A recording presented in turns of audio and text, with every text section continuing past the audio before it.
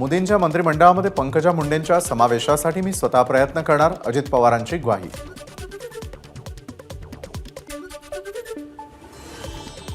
स्वतःच्या मुलीला ग्रामपंचायतीला निवडून आणू शकला नाही तो खासदार कसा होऊ शकतो? बीडच्या सभेतून अजित पवारांची. महाविकास आघाडीचे उमेदवार बजरंग सोनवणेंवर टीका. संविधान बदलणार म्हणणाऱ्या काँग्रेसनं कधी संविधान दिन साजरा केला का? बीडच्या सभेतून अजित पवारांचा काँग्रेसवर निशाणा. तर बाबासाहेब हयात असताना काँग्रेसनं त्यांना निवडणुकीमध्ये पाडलं, अजित पवारांचा आरोप. निवडणुकीच्या 7 टप्प्यांवरती शरद पवारांकडून शंका व्यक्त. तमिळनाडूमध्ये 1 टप्प्यात तर महाराष्ट्रात 5 टप्प्यात मतदान का? शरद पवारांचा सवाल.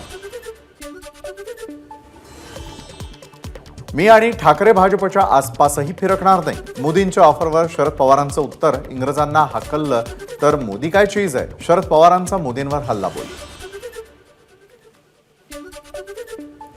शिरूर लोकसभा मतदारसंघाचे महाविकास आघाडीचे उमेदवार अमोल कोल्हेंच्या प्रचारासाठी शरद पवारांची हडपसरमध्ये सभा.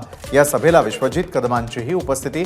शरद पवार हे आजचे पोलादी पुरुष, विश्वजित कदमांचं वक्तव्य. प्रचाराच्या शेवटच्या दिवशी छत्रपती संभाजीनगरमध्ये वातावरण तापलं. प्रचारादरम्यान महायुती आणि महाविकास आघाडीचे कार्यकर्ते आमने सामने. ठाकरे गट आणि मनसेमध्ये वाद झाल्यानंतर कार्यकर्त्यांकडून जोरदार घोषणाबाजी.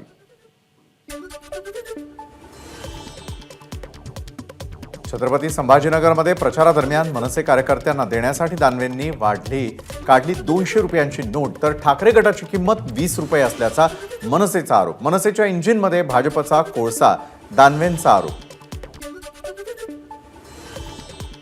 तुम्हाला दारू हवी आहे की पाणी हवंय? अंबादास दानवेंचा संभाजीनगरकरांना खोचक सवाल.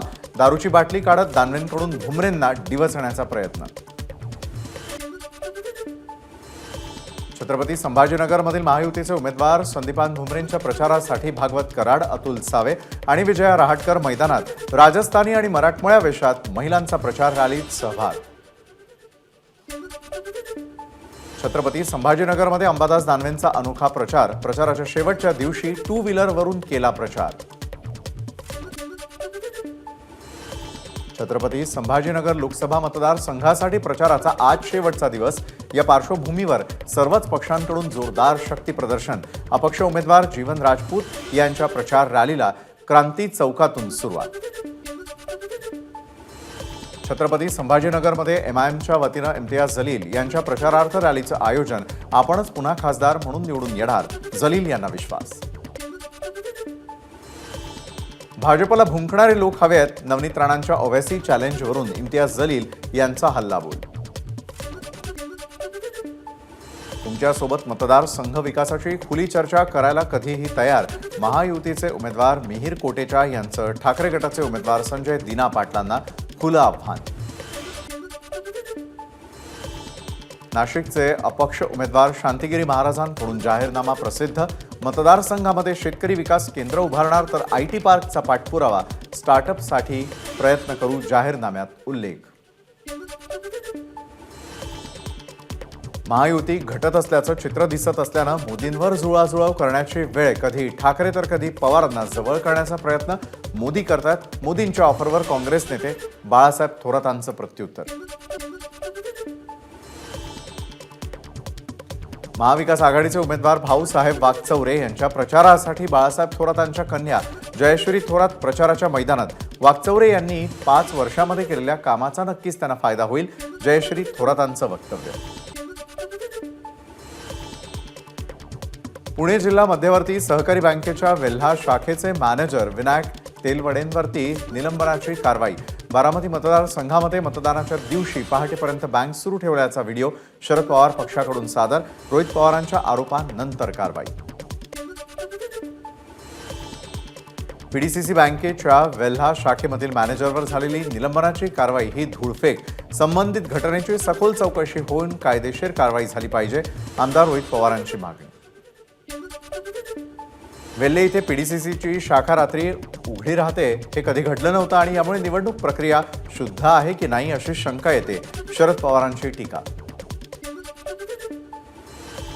गिरीश बापट यांना मिळालेलं मताधिक्य मिळवण्याचा आमचा प्रयत्न, 3 लाख लीड नक्की मिळणार, पुण्याचे महायुतीचे उमेदवार मुरलीधर मोहोळ यांचं वक्तव्य. काँग्रेसनं 80 वेळा घटना तोडण्याचं काम केलं आणि आता भाजपच्या नावानं बोलतायत की यांना घटना बदलायची आहे म्हणून 400 पार हवाय. तर पुण्यामधील सभेतून नितीन गडकरींची काँग्रेसवर टीका.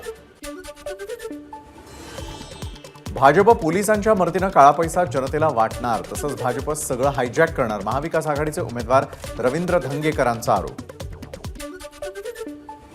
प्रियंका गांधींची नंदुरबारमध्ये सभा, नाना पटोले, नसीम खान, रमेश चेन्नीथला यांची उपस्थिती. यावेळी आदिवासी बांधवांकडून प्रियंका गांधींचं स्वागत. एबीपी माझा, उघडा डोळे बघा नीट.